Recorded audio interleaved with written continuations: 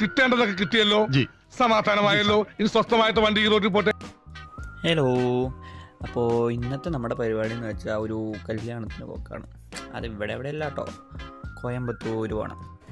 അങ്ങനെ ഞാനും എൻ്റെ ഫ്രണ്ടും റെഡിയായി മെല്ലെ കാറെടുത്ത് വിട്ടു.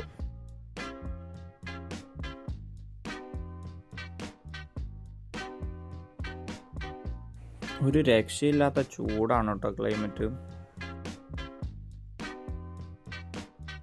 ഇത്രയും നന്നായി ചേരുമെന്ന് ഞാൻ ഒരിക്കലും വിചാരിച്ചില്ല. അതെ, ഞാനും വിചാരിച്ചില്ലായിരുന്നു.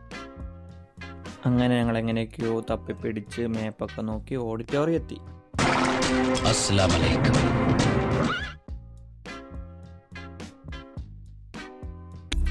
താനെന്താടോ ഈ പെൺപിള്ളാരുടെ ഇടയിൽ? ഞാനല്ലല്ലോ, എന്റെ ചുറ്റല്ലേ പെൺകുട്ടികൾ നിൽക്കണത്. അത് ശരിയാണല്ലോ. ഒരു രക്ഷയില്ലാത്ത ബിരിയാണി കേട്ടോ കോയമ്പത്തൂരുകാരുടെ.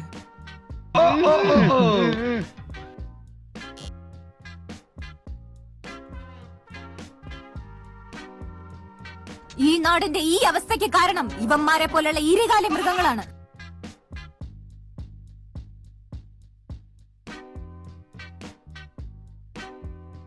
സൂക്ഷിച്ചില്ലെങ്കിൽ പൈക്കെന്ന് പറഞ്ഞു. നമ്മളെ തലേന്ന് ചക്കപ്പായ അതേ ലെവലിലായിരുന്നു ചൂട്. പഴത്തില്ലെങ്കിലേ അത്ഭുതമുള്ളൂ.